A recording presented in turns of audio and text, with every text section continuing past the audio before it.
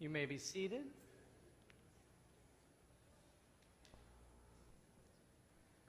So I'm sure all of you at some point during the following week go back and watch my sermon or my Devar Torah on instant replay. You know, we send it out on YouTube. So we always know who's lingering a little bit because of the camera angle. So you can tell. Just so you know, the camera's right there. All right. Shabbat Shalom. One of my favorite things to do in meeting with bar and bat mitzvah kids before their bar and bat mitzvahs is to ask them, what does it mean to you to become a bar or bat mitzvah? And of course, without fail, they all say, it means becoming a Jewish adult. Well, then I ask the next question, which always throws them for a loop. What does it mean to become a Jewish adult? Sometimes the response is, well, I get to have a party. Yes, that's what we Jewish adults do each and every day. We just party. Others say, well, it means I get to do now whatever I want. Yes, that's what we adults get to do, absolutely whatever we want. I'm sure that's how you feel each and every day. And so the conversation goes, what does it mean to you to become a Jewish adult? And we talk about the meaning of becoming bar bat mitzvah and them being qualified to lead the prayer service, like Sam did this morning. Them being qualified to read Torah, like so many of our children and adults as well did this morning. We talk about what it means to make a minyan, right? To become the 10th person and to be counted in a minyan. For when, God forbid, but we know it happens, someone needs to say Kaddish. And I tell them that it also means that whenever a rabbi or cantor from the synagogue calls, they have to say yes. That's what it means to be a Jewish adult, right? Whenever the rabbi or cantor call and say, we need you to, the answer is not, well, let me check my calendar. The answer is not maybe. The answer is always yes, right? And I know that's how we all feel here today, right? Whenever the rabbi and cantor, Chazan, no one has ever said no to you, right? Surely never. So as we turn now to our Torah portion, Parashat Vayigash, we explore much more deeply about what it means to become a Jewish adult. And it has a lot more than leading services. It has much more than simply being counted in the minyan. Becoming a Jewish adult is much more than even saying yes whenever the rabbi and cantor call. So as we turn in our Red Eitz Chaim Chumashim to Parashat Vayigash, we're on page 285. We find actually three very important lessons about what it means to be a Jewish adult. And we find it from our ancestors Jacob, but also Joseph and Judah. And as you know, we are now in the midst of the second half of the book of Bereshit, the book of Genesis, and we're actually in the penultimate Torah portion of the book of Genesis beginning this afternoon into this next week, and next Shabbos we're actually going to finish up the book of Genesis. Now what's fascinating is more than half of the book of Genesis is consumed with Yosef, is consumed with Joseph. But as we move forward beyond the book of Genesis, Joseph does not really play a major part in anything within Jewish tradition. In fact, when we look at the allotment of the tribes, and even when we bless our children on Friday nights, we don't say, may God make you like Joseph. We say, may God make you like Ephraim and like Manasseh, Joseph's kids. Joseph, in many ways, becomes a secondary player in the history of the Jewish people, even though more than half of Genesis is consumed with his rise, his fall, and his rise again. So here we are now again in this penultimate Torah portion of the book of Genesis, and we've really reached the climax of the Joseph story. Finally, the brothers have come into the land of Egypt. They need help. They turn to the second in command of all of Egypt, this Tzafnat Paneach is his name. And they said, there's no food in Eretz Yisrael. There's no food in the land of Israel. There's no food in the entire Middle East. We need you, Tzafnat Paneach, to help take care of us and our family. And of course, this Tzafnat Paneach, the second in command over all of Egypt, has made sure that the country of Egypt has enough food, because thanks to God's help, he interpreted a dream to Pharaoh. And so during the 7 years of plenty that Egypt experienced, he knew enough to save for when the 7 years of famine arrived. So sure enough, in our Torah portion this week, this Tzafnat Paneach reveals himself to these brothers as their brother Joseph. And in that way, they forgive each other, they reconcile. And all of the children of Jacob make their way into Egypt, where we know they'll spend the next 4.5 centuries. So here we are now. I'm on page 285, and I'm going to go in reverse order through this Torah portion. Because as we ask the question, what does it mean to become a Jewish adult, we're going to look at the actions of Jacob. We're going to look at the actions and words of Joseph. We're going to look at the actions and words of Judah. And so it says here in Genesis chapter 47, Joseph then brought his father Jacob and presented him to Pharaoh. After all, Pharaoh wants to meet the father of the second in command of Egypt. Who is this great guy? And Jacob greeted Pharaoh. Pharaoh then says to Yaakov, Pharaoh says to Jacob, how many are the years of your life? Which is a simply poetic way of looking at this really old man and saying, oh my gosh, how old are you? And Jacob answers Pharaoh, the years of my sojourn on earth are 130. Few and hard have been the years of my life, nor do they come up to the lifespans of my fathers during their sojourns. It's an interesting answer. Pharaoh is just asking Jacob, how old are you? Jacob could have very simply said, I'm 130. But that's not what the patriarch says. He says, not only am I 130 years, but few and hard have been the years of my life. Right? I've lived a hard life. Nor do they come up to the lifespans of my fathers during their sojourns. And while 130 might sound old to you, Pharaoh, it's nowhere near how long my father and my grandfather lived. Now, there are lots of different ways to interpret this text. And many commentators see it simply as a sign of bitterness. Jacob's upset. Here is the man who wrestled with God. Right? The man who was renamed Yisrael. The man who's become a patriarch to a family the size of 70. And he's bitter. And as he looks back on his life, he says, you know, I've led a really hard life. I've married 4 women.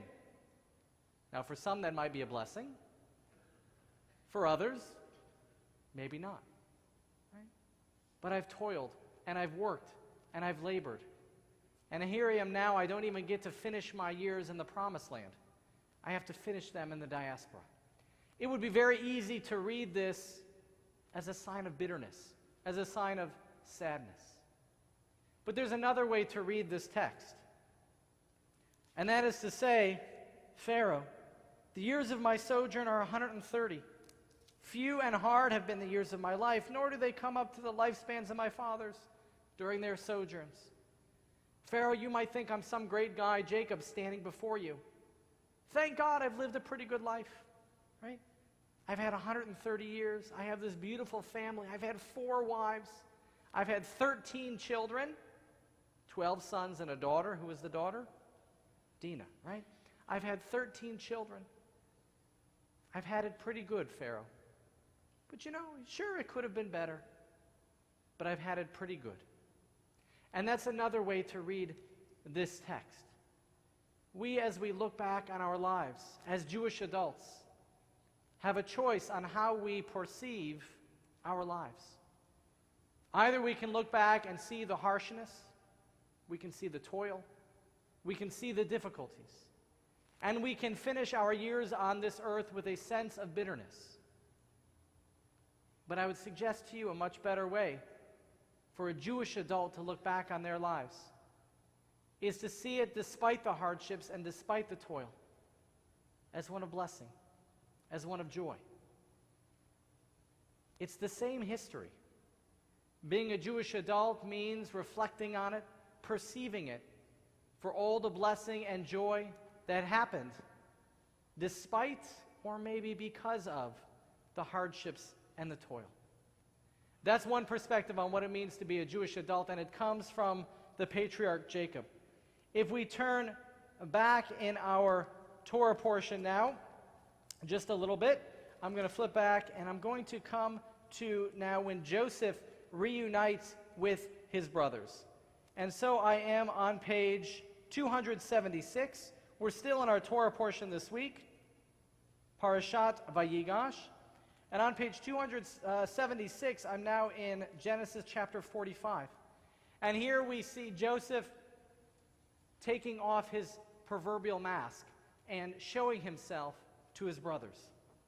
And again, we ask the question, what does it mean to be a Jewish adult? Then Joseph said to his brothers, "Come forward to me." So Joseph has dismissed all of his servants from the room, and it's just him there with his 11 brothers, and he brings them forward to him. And he says to them in 2 words, "Ani Yosef." It's not Safnat Paneach that you're looking at. "Ani Yosef." I'm Joseph. I'm your long-lost brother. And then Joseph continues, "I am your brother Joseph, he whom you sold into Egypt. Now do not be distressed or reproach yourselves because you sold me hither. It was to save life that God sent me ahead of you." None of us would have been surprised had Joseph been angry at his brothers. None of us would have been surprised had Joseph said to his brothers, "You know what you did to me? You sold me into slavery in Egypt. You sold me out. You turned on me. Your brother? Good luck to you. Yes, we have plenty of food. No soup for you." Right? Could have easily have said to the brothers, "Not only did you do all this to me, watch me, I'm going to throw you in prison. Right? I'm going to enslave you." But that's not what Joseph did. That's not what a Jewish adult does. A Jewish adult does not punish. A Jewish adult forgives. Joseph said, "Do not be distressed or reproach yourselves because you sold me hither. It was to save life that God sent me ahead of you." Not only does Joseph forgive his brothers for what they did to him, he actually said, "Despite my hardships and despite my toil, I see that God had a plan for me." And part of being a Jewish adult means looking back on our lives and reflecting, seeing not only the joy and the happiness, but also seeing that perhaps despite our hardships, or maybe because of them, we recognize God's hand in our life. God has a plan for each of us. And as we know as parents, it doesn't mean it's always the easy route. It doesn't mean it's always the happy route. But that the route that God has chosen for us was chosen specifically for us. That we should learn and grow, become closer to God, and be stronger in who we are, so that each of us can proclaim, like Joseph, "Ani Yosef." This is who I am. And I'm proud of it.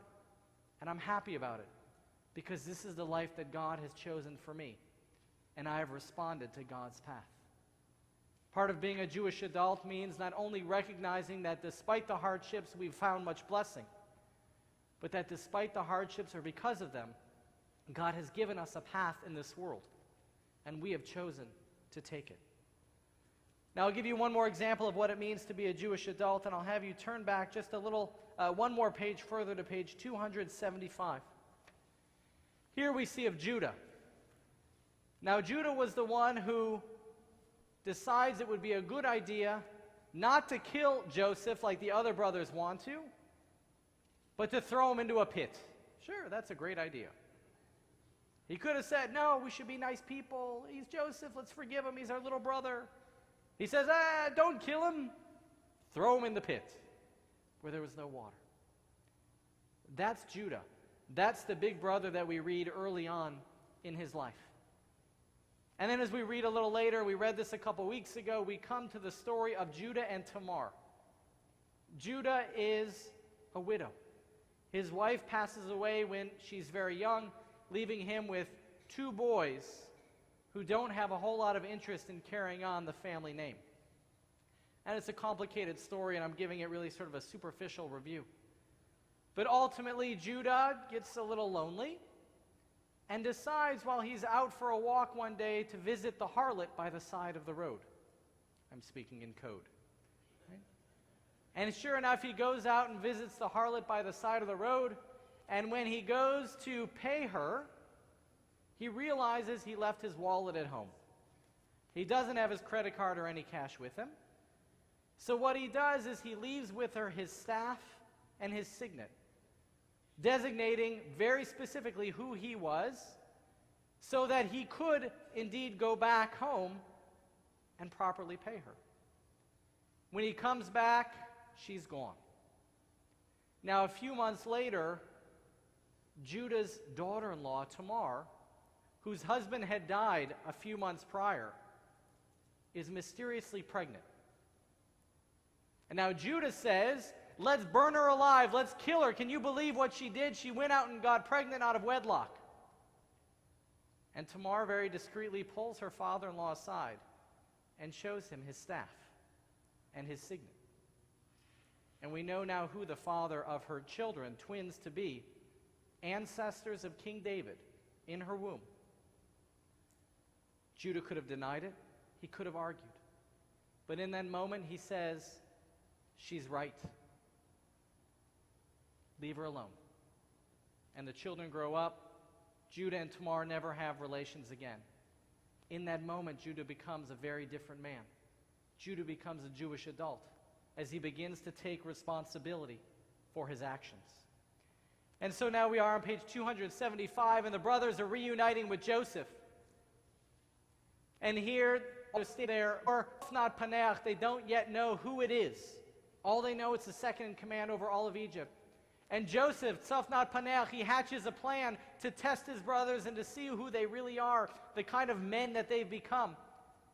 And not only does Joseph have his servants provide them with food in their bags, but into his brother Benjamin's bag, he has one of his servants place a silver goblet.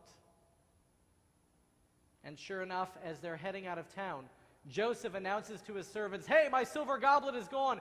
Go find those 11 brothers. One of them stole my cup. So they go and find him. They bring him back. And sure enough, it's Benjamin who has this cup in his bag.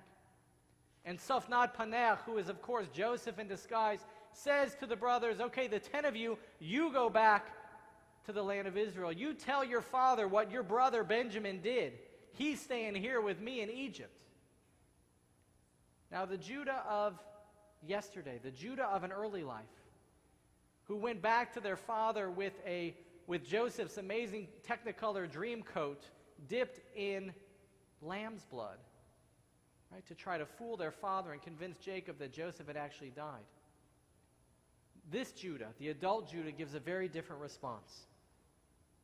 Judah says to Tzafnat Paneach, to Joseph, now if I come to your servant my father and the boy is not with us, since his own life is so bound up with his, when he sees that the boy is not with us, my dad will die, and your servants will set the white head of your servant our father down to Sheol in grief. Now your servant, Judah says before Joseph, Tzafnat Paneach, has pledged himself for the boy to my father, saying, if I do not bring him back to you, I shall stand guilty before my father forever. Therefore, please let your servant remain as a slave to my Lord instead of the boy, and let the boy go back to his brothers. For how can I go back to my father unless the boy is with me? Let me not be witness to the woe that would overtake my father. Judah says to Tzafnat Paneach, I'll suffer. Let the boy go back. He's a kid. Let me suffer his punishment for him. In becoming a Jewish adult, it means stepping up and taking responsibility. It also means throwing ourselves in the line of fire so that others don't have to experience that kind of suffering. It means standing up for those who are truly in need and putting their needs ahead of ours. Being a Jewish adult means putting the needs of others in front of our own needs. Being a Jewish adult means looking back upon our lives and seeing not the hardships and the toil, but looking for the blessing, looking for the joy. Being a Jewish adult means reflecting and seeing the presence of God in each and every one of our lives. This Shabbat of Parashat Vayigash, being a Jewish adult means so much more than leading prayer services and reading Torah, though that's an essential part of what it is to be a Jewish adult. It means reflecting on our lives and seeing the blessing, the joy, and the hand of God. It means putting the needs of others in front of our own needs. And of course, being a Jewish adult means that whenever the rabbi or cantor call, you say yes. Shabbat Shalom.